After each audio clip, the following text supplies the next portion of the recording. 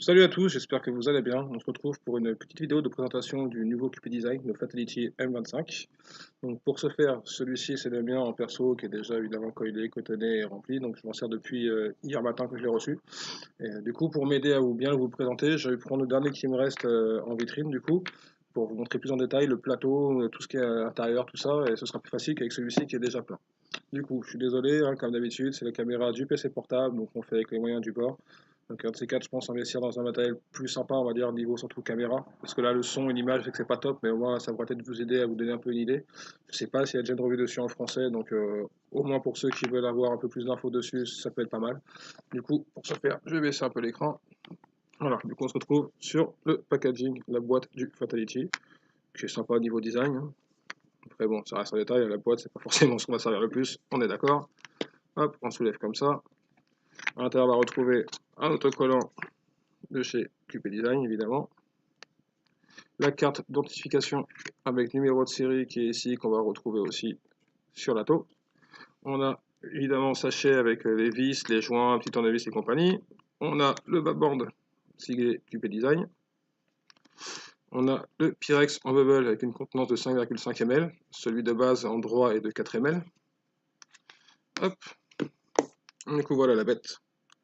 Avec un système de double airflow qui fonctionnent indépendamment l'un de l'autre. Ça veut dire qu'on peut laisser un ouvert à fond et l'autre, par exemple, mi-fermé. Il n'y a aucun souci, ça travaille indépendamment. Du coup, il y en a un qui va s'occuper de tout ce qui est airflow latéral et l'autre, en celui du bas, ce sera l'airflow central. Donc on peut vraiment régler indépendamment, c'est vraiment bien fait comme système. Du coup, la petite bague que vous voyez ici en plastique silicone, ça s'enlève. Il ne faut pas le laisser évidemment. Du coup, on va passer à l'intérieur, ce qui est, je pense, plus intéressant. Hop, vous verrez après comment ça donne avec le mien, mais voilà, donc là vous imaginez bien que ça, faut surtout pas le laisser. Hop, on démonte la cheminée, qui présente d'ailleurs un joli dôme. Je sais pas si vous allez bien vous en rendre compte avec la caméra du PC, mais il a un beau petit dôme, niveau saveur franchement, il est vachement sympa.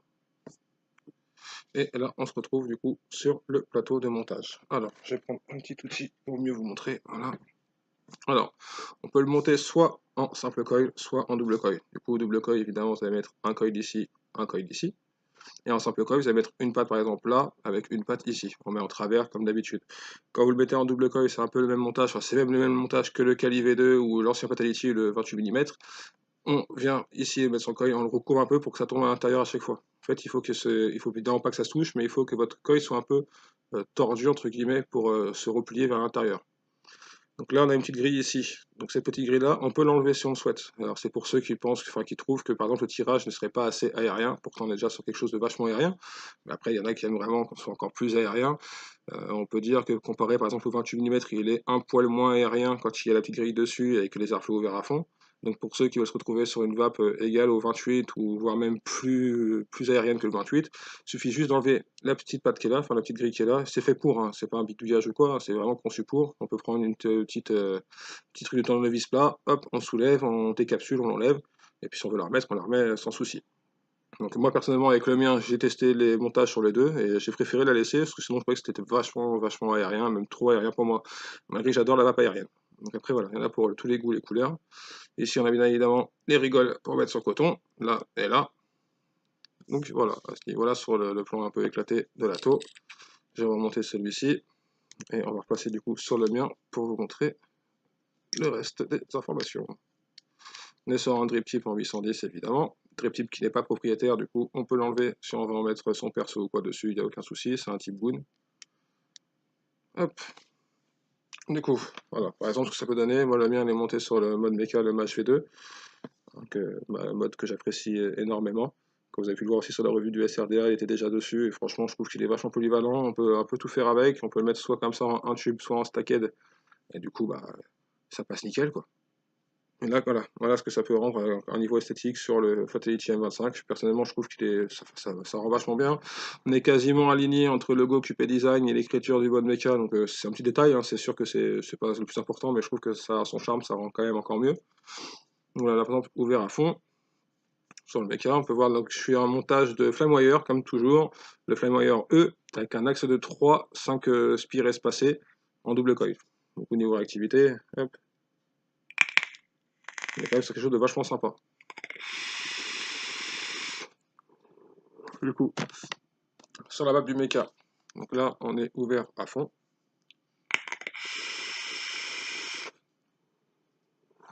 Ça tape très très bien, ouais, très bonne saveur. Moi au début je me suis fait avoir, franchement je m'attendais pas qu'il tape aussi fort que ça.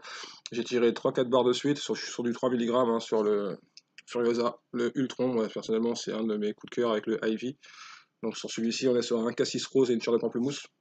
Franchement je l'adore, c'est ma 6e bouteille que je vide, donc j'arrive pas à m'en passer, je le trouve super bon.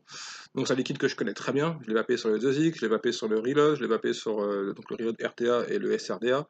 Voilà, c'est un liquide que je connais vraiment très bien, et je trouve que les saveurs dans le Fatality sont encore au-dessus que sur le 2 et sur le Reload. Après, c'est surtout le fruité qui doit rendre très bien. Gourmand, j'ai testé aussi dedans, ça passe nickel. Après, voilà, moi en ce moment, je suis à fond sur le fruité, donc bah, je suis resté sur mon Ultron. Mais ça passe très bien. Le Titan de Vaporwave Galaxy passe très bien dedans aussi pour t'en sur un gourmand. Donc il est vachement polyvalent à mon sens. Du coup, comme je vous disais, on pouvait régler indépendamment Airflow du haut avec l'Airflow du bas, donc le central et le latéral. Là, par exemple, si on vient se mettre à mi-ouverture chacun, on a un tirage qui est un peu plus restreint, on a un peu moins de vapeur.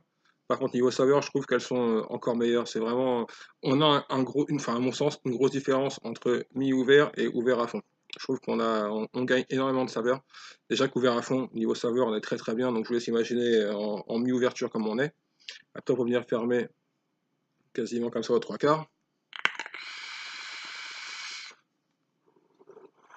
Là, on perd vachement de vapeur encore, mais je trouve que même le tirage est trop restreint. Et par exemple, sur un Ultron, je trouve que comme ça chauffe de trop. Du coup, on n'a pas une. Sur du gourmand, ça peut rendre très très bien, mais sur le Ultron, en tout cas, je trouve que la map sera trop chaude. Et du coup, ce serait moins agréable en fait à vaper, à mon sens en tout cas. Donc voilà, un des petits plans sur le 25 avec le mode mecha. Donc d'ailleurs, oui, c'est pour ça qu'on appelle le M25, c'est qu'il a un diamètre de base de 25 mm. Du coup, il sera flush sur bah, mode mecha en 25, sur les box. C'est un gros point fort, on va dire, comparé au 28 mm qui était déjà plus compliqué à rendre flush sur du matos, quoi. Donc là, on va passer sur la Tesla. Oula, il a failli se suicider en direct. C'était dommage. Hop, donc pareil, ouverture à fond. Sur le potard, je suis à peu près à 2, voire un petit chouïa de plus que 2.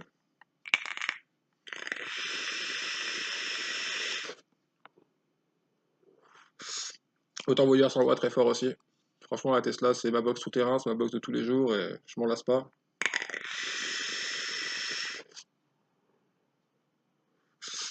Là, en pleine ouverture. En ouverture, on va dire à moitié.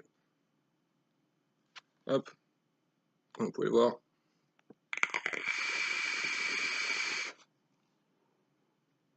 C'est juste énorme. Les saveurs sont délicieuses, la sensation de vape, elle est immense. On est vraiment sur un très très très très beau Atto. Et un très bon Atto aussi, que ce soit en restitution de saveur comme en production de vapeur, on est vraiment sur quelque chose de très très bien. Niveau définition, on est au top aussi. L'airflow, il se règle à la perfection, il n'y a pas de soucis ni rien. C'est vraiment, on règle comme on veut, on est vachement polyvalent et c'est vachement intuitif. On est donc sur un remplissage vers le haut. Hop, voilà, tac, c'est pas facile comme ça.